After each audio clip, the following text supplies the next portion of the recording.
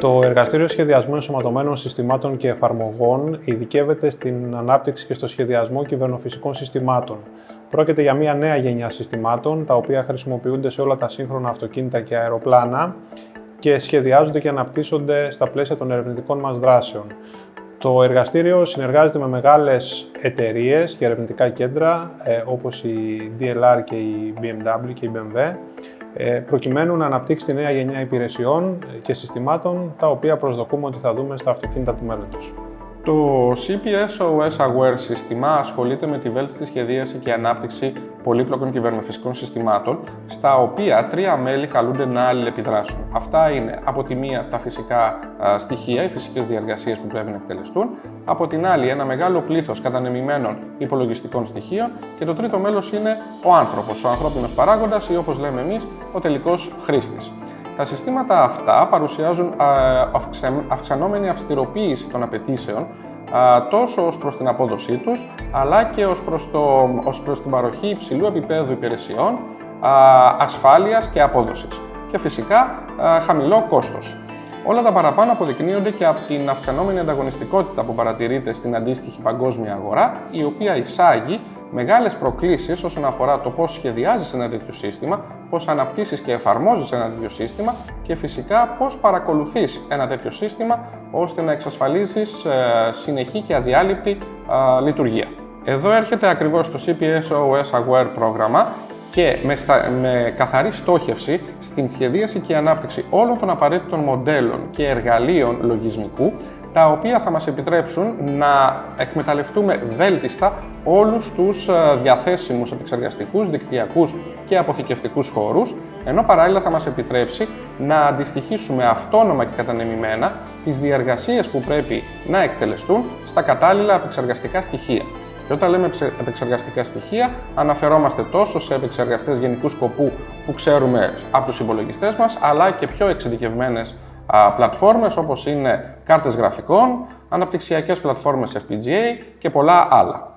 Αυτός είναι ο πρώτος άξονας. Ο δεύτερος άξονας αφορά την εφαρμογή τεχνολογιών τεχνητής νοημοσύνης, Artificial Intelligence, οι οποίες θα μας επιτρέψουν να βελτιστοποιήσουμε την απόδοση, την ασφάλεια, αλλά και να μεγιστοποιήσουμε το περιθώριο σφάλματος, το οποίο είναι ιδιαίτερα σημαντικό όταν εμπλέκεται και ο άνθρωπος στην φυσική διεργασία. Και αυτό ουσιαστικά οδηγεί και τον τρίτο άξονα, ο οποίος αφορά την εφαρμογή τεχνολογιών και τεχνικών εικονικής πραγματικότητας και επαυξημένης πραγματικότητας, έτσι ώστε να μεγιστοποιήσουμε την απόδοση με την οποία αλληλεπιδρά ο άνθρωπος με τη φυσική διεργασία με όσο πιο φυσικό τρόπο γίνεται.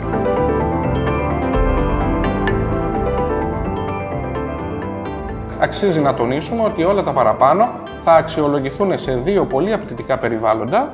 Απ' τη μία, θα εκτελέσουμε σενάρια στον χώρο της αυτοκινητοβιομηχανίας, κατά τα οποία θα έχουμε συνεργατική λειτουργία ημιαυτόνομων οχημάτων, ενώ στο δεύτερο κομμάτι θα ασχοληθούμε με την βιομηχανία, όπου θα εκτελεστούν σενάρια συνεργασίας, θα λέγαμε, ανθρώπου και ρομπότ, προς την εκτέλεση του ίδιου έργου και στον ίδιο φυσικό χώρο.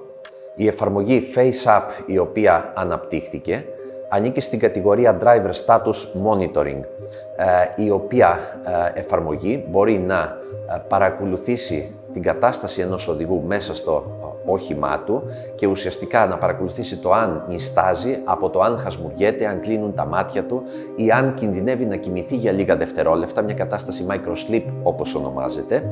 Επίσης, μπορεί να χρησιμοποιηθεί και για την ανίχνευση της απόσπασης του οδηγού, το driver distraction δηλαδή, από τις κινήσεις του κεφαλιού. Το περιβάλλον που έχουμε αναπτύξει είναι κατάλληλο για έρευνα πάνω σε αλγορίθμους τέτοιων εφαρμογών, ενώ με μικρές τροποποιήσεις μπορεί να χρησιμοποιηθεί και για παρόμοιες λίγο διαφορετικές εφαρμογές, όπως είναι για παράδειγμα η αναγνώριση εκφράσεων προσώπου ή η αναγνώριση αντικειμένων και η μέτρηση των διαστάσεών τους. Η εφαρμογή FaceApp αναπτύχθηκε μία έκδοσή της σε προσωπικό υπολογιστή, χρησιμοποιώντας λειτουργικό σύστημα Ubuntu για την γρήγορη και εύκολη σύγκριση διαφορετικών αλγορίθμων.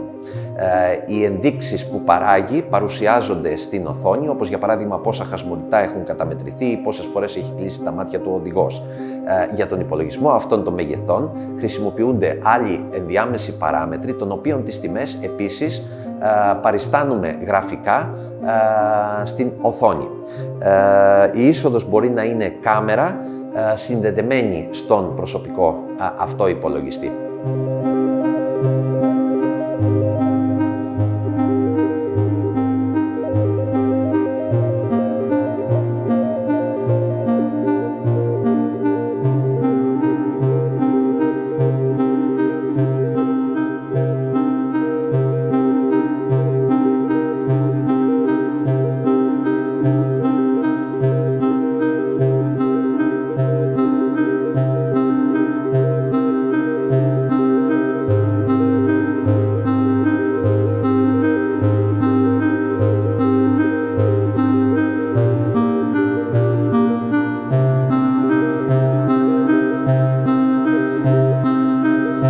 Επίσης, η είσοδος μπορεί να είναι ένα αποθηκευμένο βίντεο, έτσι ώστε να μπορούν να συγκριθούν διάφορες παραλλαγές του ίδιου αλγορίθμου χρησιμοποιώντας την ίδια είσοδο.